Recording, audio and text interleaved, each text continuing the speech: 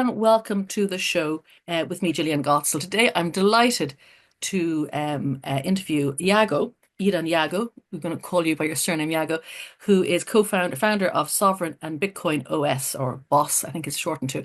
So, Yago, thank you very much for coming on the show. Thank you for having me. It's a pleasure. Okay, so I'm going to be just a little bit just dip into your childhood was unorthodox, to say the least, living in South Africa, family considered as terrorists with the new government, and you were smuggling gold as a child out of the country in your clothes. So, my family were actually Holocaust survivors, and that was um, as they saw it. This was a similar injustice, and they needed to fight. And part of my family were forced to flee South Africa because they'd been designated as terrorists.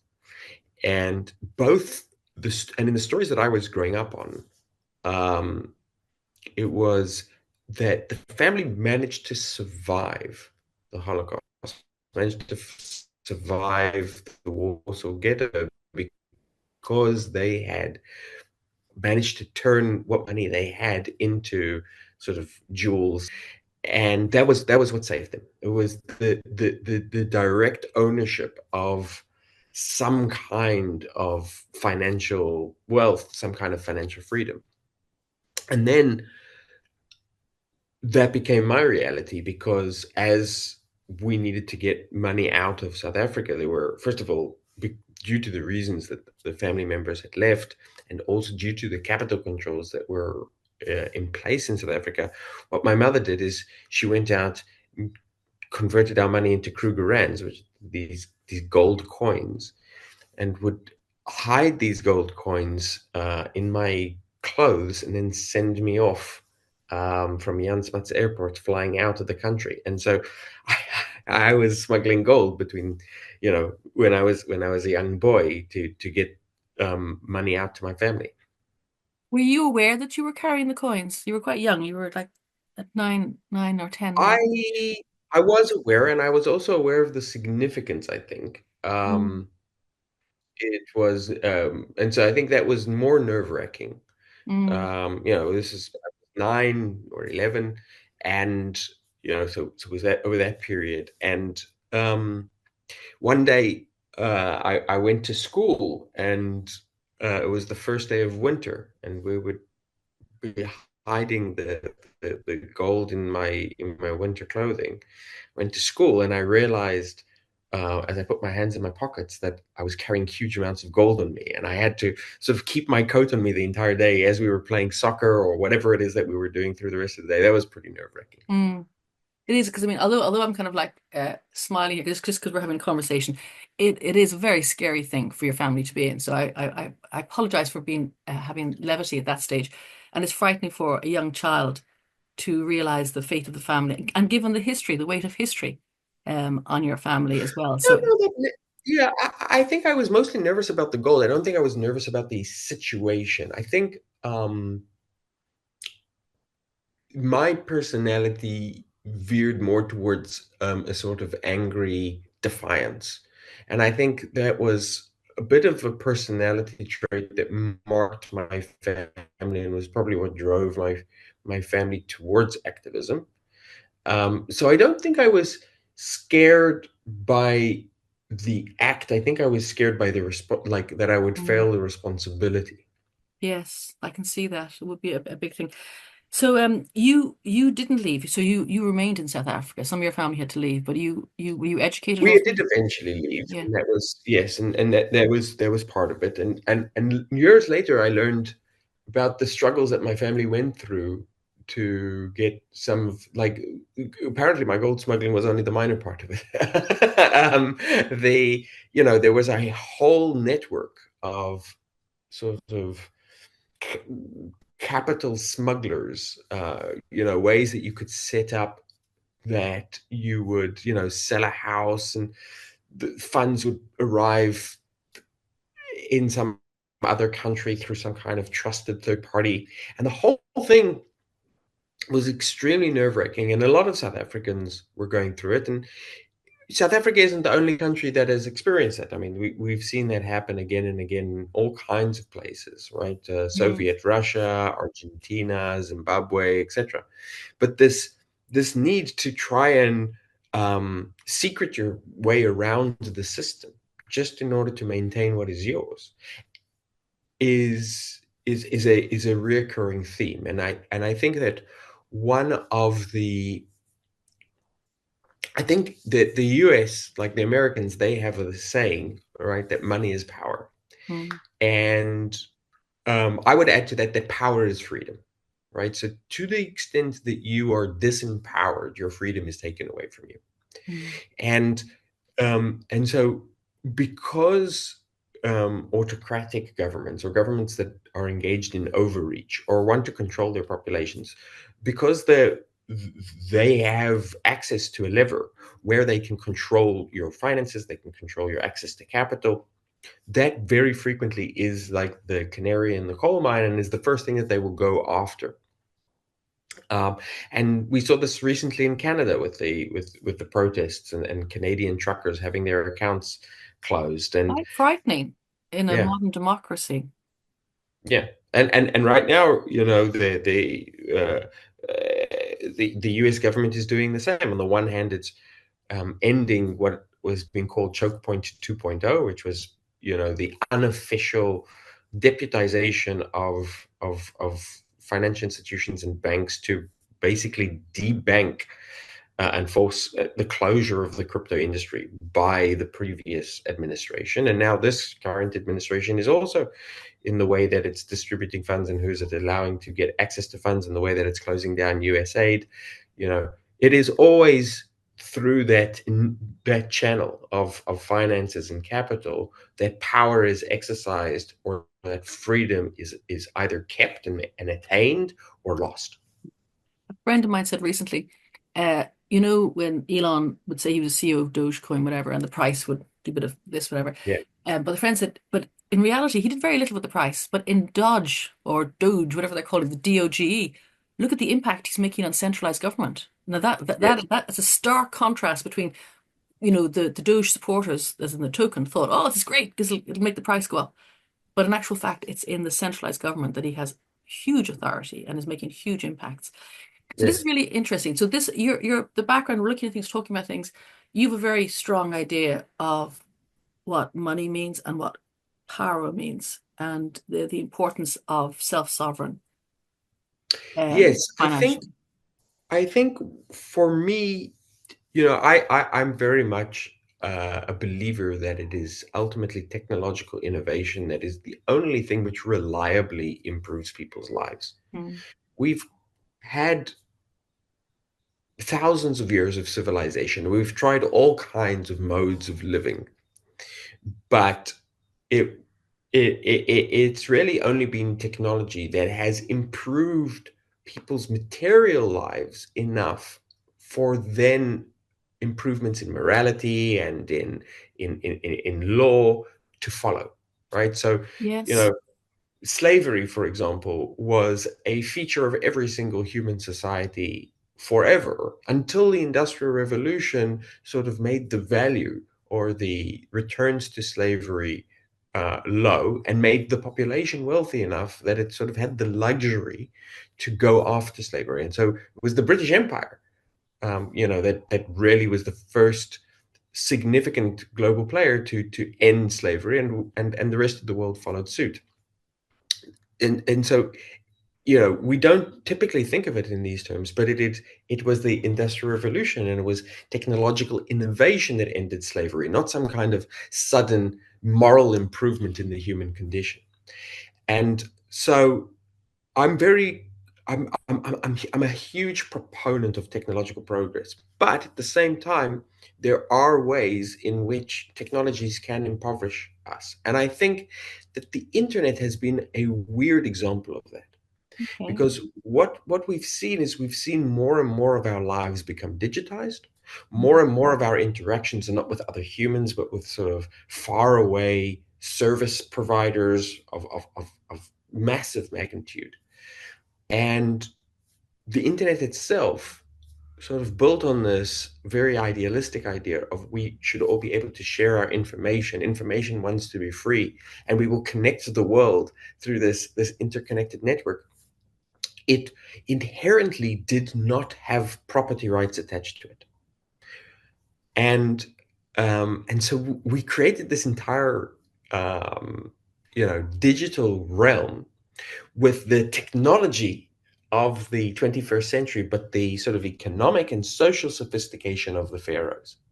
We had instead of a few pharaohs controlling the flow of the Nile, we had a few pharaohs controlling the flow of information. Mm. And so once again, here it is a question of ownership, which ultimately drives a question of people's freedom, people's sovereignty, and people's prosperity and society's innovation. And so the fact that the internet itself uh, lacked property rights, I thought was a deep and dangerous flaw in the way the internet works. And I still think that is the case. Wow, that is very interesting. I like your perspective. So that means, and you studied, where did you study neuroscience and data science, I think? Where did you study those? Computational neuroscience and cognitive neuroscience at Tel Aviv University, Okay. and then I worked on it at Carnegie Mellon University. Okay, cool. So tell me then, I understand, I really, your perspective, which makes sense. And then the science. So when you did you read about Bitcoin, the white paper when it first came out? Did it go, oh my God, the hallelujah Uh, moment? not when it first came out. I actually stumbled across it by mistake. I read the wrong white paper because I was working on sort of machine learning, and I was reading papers in network science, and I came across the white paper in 2011. So this is over 2 years after it had been published, but it did absolutely blow my mind and screw up all of my plans. It was Oh, definitely one of those John Lennon moments of life is what happens while you're making other plans. I didn't see Bitcoin coming, but when I read it, it hit me like a ton of bricks that suddenly there was this description of a way that we could introduce digital property rights and property rights for the internet. And I thought that it was the other shoe to drop. It was that whole realm of what had been missing in the internet suddenly became technically feasible and possible. wow. So you said it derailed you. What were your plans before? And then what were your I plans was subsequently? I was working I was working my way towards machine learning and AI being my primary focus. Yeah. Okay. Well, I'm probably going to coalesce anyway now. You might just come with Yeah, yeah. circular route. It's all coming together right now. Yes. Mm, mm. Okay, so it's really interesting. So you read it, socks blown off, and what did you do? Did you jump? What were your next steps? Well, what I ended up doing some months later is I went to San Francisco and joined a games company. And the Mm, reason I did that was because I thought that probably the first place we would see real implementations of digital property rights would be in digital worlds where people sort of gain assets. I was completely wrong about this, and I think we still haven't seen the impact on gaming.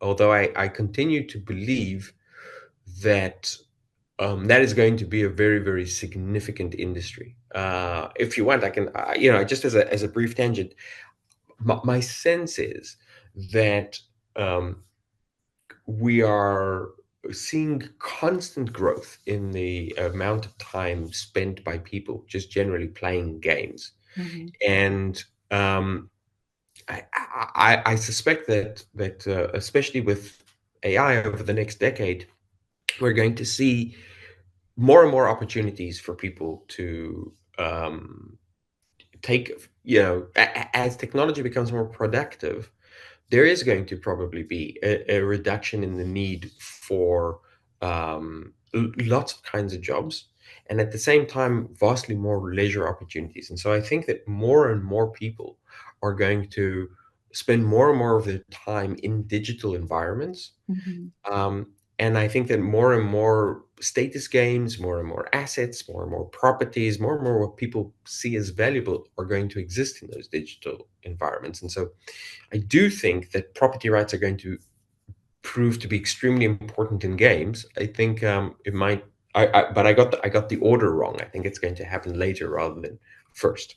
Well, I think it's because Web3, as we call it now, decided that Web2 gamers had to get into Web3 rather than saying, no, they're gamers first and foremost. And then how do you add stuff? Yeah. I've done some interesting stuff on that where Web2 hate Web3 because it's all that grinding that goes on. And actually interesting, and I'll go back again, but I know you were saying too as well, and I've shared this view, that meme coins, it's a bit of a hubris at the moment, but that could be the way to mass adoption, certainly getting people's attention, eyeballs on what's going on. It's not a Well, bad thing overall. I think uh, one of the things that is happening right now is we're very much sort of in the teenage years of crypto, right? We're experimenting with lots of things. We're in some cases the industry is very angry and adolescent and immature. Um, and sort of a lot of the industry is sort of like slamming doors and saying I hate you, mom, with mom being central banks, or mom being wise investment practices, or mom being really any sort of adult supervision whatsoever. um, I think that that's what you would expect from a totally new technology which has been around for now, let's call it 15 years. It's 15 years old, it's behaving like that. Yeah. The next 10 years are going to be um, the early adulthood, and I think we're going to see significant maturity Mm. uh, in this technology and in the industry it spawns. Yes. Okay. And that's a very good analogy, actually. Got some good thoughts going on there. So, when did you set up Sovereign, which is a decentralized Bitcoin lending and trading platform? When did that emerge? So Sovereign came out of the pandemic again, Mm. sort of by happenstance. So we were working on building a network to donate masks. So we'd set up a decentralized network to print 3D masks, and that could be used with N95 filters, because supply chains globally had collapsed, and Mm. hospitals, medical centers did not have access to masks, and people didn't have access to masks. And so we set up this network. We developed a mask. It could be 3D printed. We created a network of 3D printers, people who had 3D printers around the world, and we wanted to fund it. And so we wanted to sell these sort of like, if you donated, you would get like a token representing your donation, and it would be tied to a specific mask that you'd donated. We wanted to do this on Bitcoin because we are Bitcoiners, and because it's the most widely accepted network. But Bitcoin has has very significant limitations in terms of how you can use it programmatically, like what kind of assets you can put on it. And so we eventually found a way to sort of get very close to what we wanted to achieve using a system called Rootstock. And then some of the developers that I was working with on that, they came back a few months later and they said, look, we've taken some of these ideas and we've turned it into a decentralized exchange. And so I provided a grant to the developers to continue developing, and then became more and more involved myself. And over time, we built Sovereign into the largest DeFi, or decentralized financial platform, allowing for trading, lending, borrowing, Bitcoin-backed stable coins, all to be created using Bitcoin. Wow. Okay. And is that still going? It is, yes, yeah, Okay. and my current efforts around Boss are as part of the Sovereign community. So Sovereign is playing a very significant role in building out Boss. Mm. So Boss is again Bitcoin OS. So this is where we're bringing in smart contracts and privacy using ZK rollups. Tell me a bit about, because I mean the Bitcoin, there's so many complaints. It's kind of like it's great, but what does it do? It's just there. It hasn't got the attractiveness of Ethereum for the smart contracts and the development capabilities and stuff like Sure. that. So tell me what you hope to achieve with Boss or Bitcoin OS? Well, I think let me talk about first what I think is the great things about Ethereum. Yeah. So what Bitcoin introduces is the idea of a global ledger, right? A ledger Mm. owned by no one but available to everyone. Yeah. And so it created these verifiable assets, right? Assets that you can, or anyone in the world can verify that you have the assets or that you don't, and also verifiable transactions and verifiable ownership, right? So I can verify, I can prove to you that I own an asset and I can transfer that asset to you. So really, what Bitcoin is a system for verification, right? And Hmm. and it provides this verification by duplicating the sort of ledger across many tens of thousands of computers around the world. Hmm.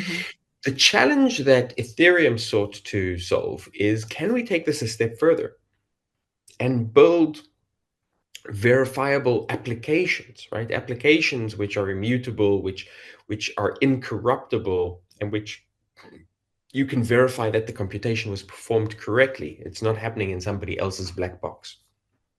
And to do this at the time, the only technologically feasible way of doing this was to mimic what Bitcoin had done for assets and ownership for computation, which is to say, you would take the entire piece of software, you would take the entire virtual machine, you would take the entire database, and you would shove it into a blockchain. And then every person who was running a node for that blockchain would rerun every single computation that was performed. If I perform a trade, that's a computation. If I lend something, if I issue a new token, all of those things are computations.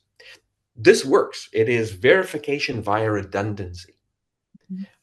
But because it's via redundancy, it doesn't scale and it's extremely slow and expensive relative to running something on a single computer. Okay. So that was both the great promise of Ethereum, right? It provided this opportunity for us to expand um, the, um, the scope of what we can do verifiably into all forms of computation, which is basically all software, all services. And so some people started to think this could be, the future of the internet. They called it the world computer. Mhm. But it was also the inherent weakness in the system is that it didn't scale and it required the strict ordering which everyone agrees to, which is not the way the internet works at all, right? When I'm communicating with you right now over Zoom, my computer is communicating with your computer and with like a third, computer, which is the Zoom server, but we're not monitoring everybody else's No, communications, no. right? Okay. So what we're doing with Boss is we're taking advantage of new technologies that have now become available, Hmm. which allow us to perform verifiable computation without having to put all of the things into a blockchain. We only need to put proofs of the activity into the blockchain, not the entire computation. So, Hmm. what do I mean by that? So, now instead of taking the entire piece of software and putting it into a blockchain and having everyone rerun that piece of software, you can run a piece of software on a single device and you can cryptographically prove through a kind of cryptography called zero knowledge cryptography. You can cryptographically prove that the computation happened, that it happened with the right piece of software, and that it happened as the software should be performed. And so that's a huge revolution because now, instead of putting all of that computation into a blockchain, we can keep that computation structured in the internet the way the internet works. Hmm. But we can just take the proofs that computation was performed as expected and put that into Bitcoin. And so suddenly, Bitcoin becomes a platform which is able to do, um, verifiable, decentralized computation in the same way that Ethereum can, but at much greater scale. And and I think that is um, what opens the door for us to truly build an internet of value. And so that's the goal of Boss. It's building those technologies, and we're very close now Hmm. to bringing those technologies to reality. And do you have a big community working involved with it, or? There's a large community who are involved, but in terms of active development, right now it's a relatively small number of developers from around the world. Um, and I think that that's an advantage. We are able to move more quickly in terms of developing this Mhm. because we have a very small, highly skilled and dedicated team. And I know someplace too as well. You're working with Emergo. Is that Yes, still so ongoing? there's a lot of developers who are looking to utilize the technologies that we're building Mm, to integrate what they're building into Bitcoin. So Emergo are looking to integrate an entire chain, Cardano, mm. into Bitcoin and turn Cardano effectively into a giant platform for people to create smart contracts, which ultimately can get verified and settled on Bitcoin. Well, that's interesting. I know the Emergo. I've met them in Dubai. They're interesting people. Okay, that's really interesting. So you're in terms of I want to go back to a couple of things too, but just with the boss system, your main net is live. Is it this quarter or are we next We quarter? we expect to have an alpha mainnet live in 2 to 3 months, more or Okay, less. excellent. So that's Q, probably Q2 then. And what is the roadmap? Just give me an idea of the roadmap. And I want to ask a few other questions too about back to politics, I think. But tell me about your roadmap for Boss. So the very first thing that we want to do is make it possible for people to verify proofs on Bitcoin that Mm-hmm. allow you to do two things. One is that you can encumber Bitcoin, right? You can lock up Bitcoin Mm-hmm. and transfer it to other people or transfer it to different addresses on the basis of some kind of algorithm, some kind of software. So maybe I write a piece of software which is an exchange, or maybe I write a piece of software which is um, the issuance of a stable coin, right? And I need to use the Bitcoin as collateral. So instead of having a group of people that I trust to hold that Bitcoin as collateral, I have a set of rules which everyone can verify, and that set of rules directly governs the Bitcoin. And then the second thing that we want to do is also make it possible to issue new kinds of tokens, which can be fully programmable. In other words, they too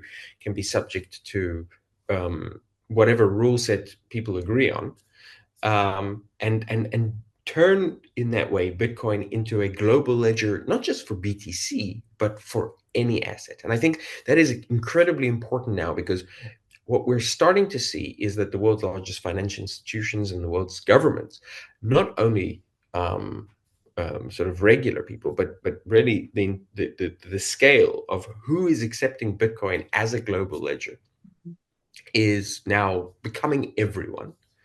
And so once there is this global ledger that the entire world trusts, there's a very powerful network effect there, a very big opportunity for us to start organizing to have more and more of our assets represented on a system controlled by nobody, which puts really the owner of the assets in direct control. And so by turning Bitcoin into a ledger, not just for BTC, but for other properties, we can give other kinds of property the same censorship resistance and self sovereign powers that BTC itself has. So is that like creating on Bitcoin what Ethereum did with the ICOs? Is that kind of, Yes, so Ethereum allows you to issue other many types of yeah. tokens, many types of assets, right? Representations of real world assets like title to a home, representations of the dollar, representations of ownership in some kind of organization, like stocks or organization or a DAO. Mhm. These can all now be represented on Bitcoin, Wow. or very soon will be It's all something that about you. property, as in it's Sorry. all about property rights.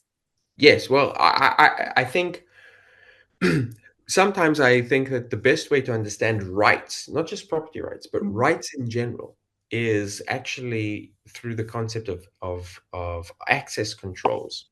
Right. So what I mean by that is, what does it mean to have property rights over my home? It means I get to have access controls over who can come in and leave. Um, and what does it mean that you're not allowed to attack me? It means that I have access controls over who can do what with my body, and my freedom of movement is my access controls to where I can go in the world, and my freedom of speech is my access controls to what I'm allowed to say. And so the way we manage access controls is through passwords, right? Is through private keys. And so really mapping rights to um, sort of access controls, to property rights Mhm. in this way allows us to provide or build technologies which directly provide people their rights instead of us sort of doing it in a more ritualistic way, right? The law, to a great extent, is a ritualistic attempt to provide people with rights, whereas cryptography is a mathematical way of providing those rights. Okay, very interesting. So just one last segue into your cryptocurrency-based political zones, 2013. Very interesting. And I was reading in that article, it said that Balaji kind of might have based his thinking on some of your thinking. Are you familiar with Liberland as well? I am, yes, yes, yes. I was congresswoman, first female congresswoman of Liberland last elections. Really? And then Really? because it's every 3 months, just getting going. Next minute ran again, and people wanted to get in, and I didn't. I wasn't re-elected. I was very disappointed. I've been involved with it for a long time. It's just sort of on and Yeah. off over the years. So the So government in absentia. exactly. So it's just. I mean, it was fun. I've been there. I'm thinking I might Yeah. go because it's 10-year anniversary. I might nip down this year just to see. I don't know. See if I can do it or not.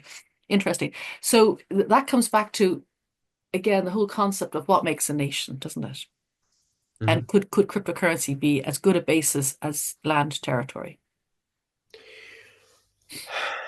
This is an interesting question. I actually don't think I've ever heard it phrased quite like that, and I really like that phrasing. Um, it's something I think about quite a lot. I think, nations have typically been based on geographical proximity because geographical proximity was what dictated who you were interacting with most and Mm, who you had the most um, interests in common with. But as we spend our lives in a sort of this digital dimension, which is borderless, the, I might have I might live nowhere near you, but I might have so much more in common with you than my neighbor. And this is no longer an unusual. This is the way most people experience life now. Um, but at the same time, there is the world, I think, does boil down to hard power. okay. And hard power still exists primarily in the physical realm, right? So you have physical needs that you need to take care of. You have to have a home that you can live in. You need to have food that you can eat. You need to have access to electricity. You need to have access to Wi-Fi. And so the physical realm is still the absolute basis of it. And so governments and nations still project hard power in the physical realm. I suspect that will wane. It's never going to completely go away, but it will wane because that sort of hard power of the physical, the monopoly of violence, is in constant negotiation with capital. And that ultimately is sort of brings us back to where our conversation started, right? I think that what empowers people to be free is their financial power. And so I think governments are constantly negotiating the hard power monopoly of violence that they have within a certain territorial area with the productive capacity of the people who live there and those who don't.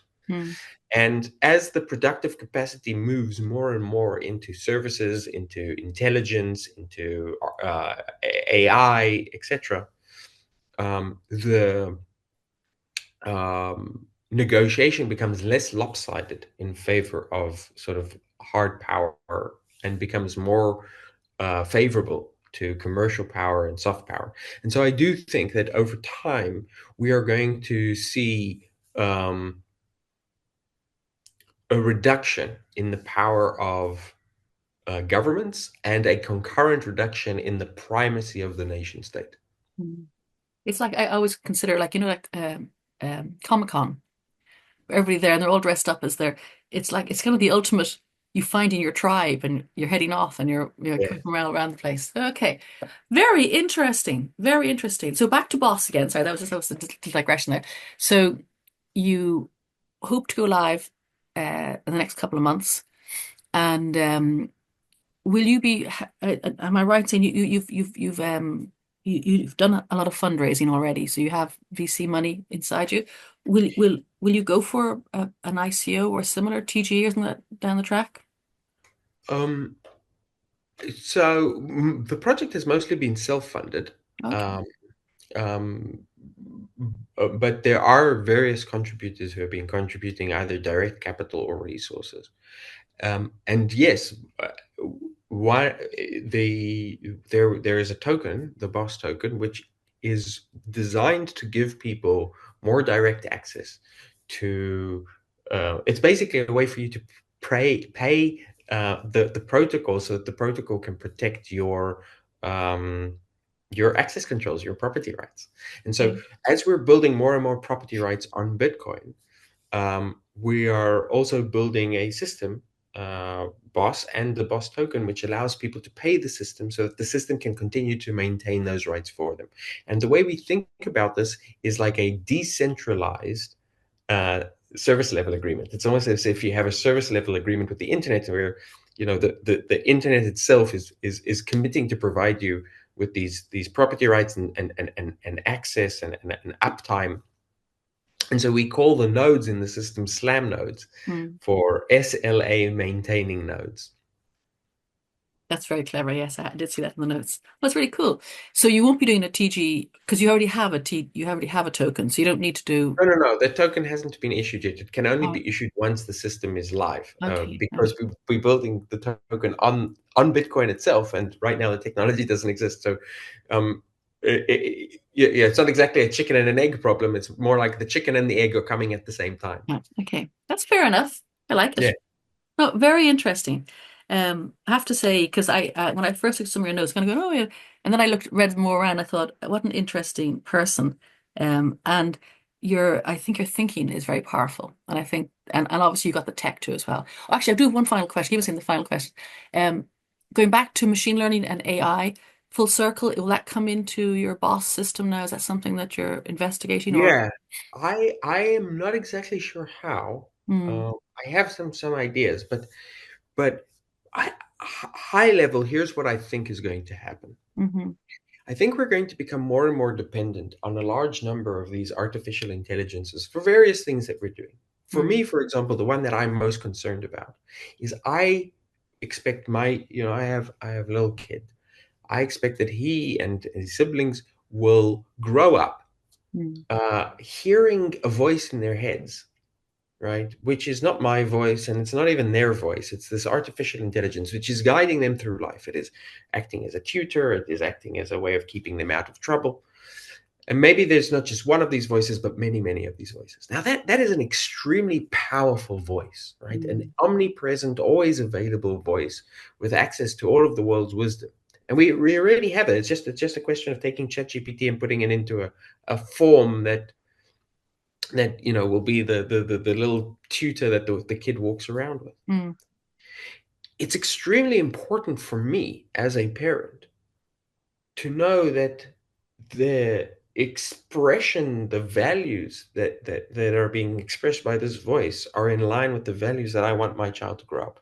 mm, And so I think that we are at a position now where these technologies are becoming so intrinsic to the way we're going to be living our lives that we absolutely need to make sure that they are not a black box for us anymore.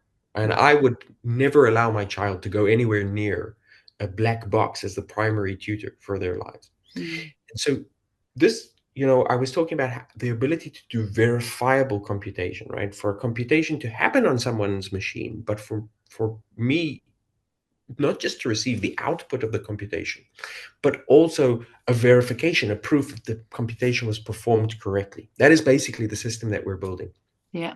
I think this system becomes absolutely critical and crucial in a world of AI. And so our goal is not so much to build AI, but to build the tools that will allow AI to be verifiable Mm. and thus controllable by the people who are using it rather than by far away sort of bureaucratic and faceless organizations in Silicon Valley or wherever, who just because of distance and because they see not the person but sort of bits and bytes, Mm.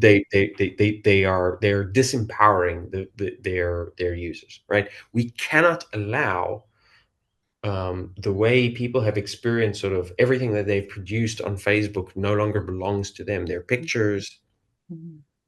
their comments to friends, their conversations are actually very literally owned by someone else. We cannot allow it to happen to the intelligences which are whispering to us every day at all times. Okay. On that note, I'm going to stop. That's brilliant. Thank you very much indeed, Yago. Thank you for your time today. That's fascinating.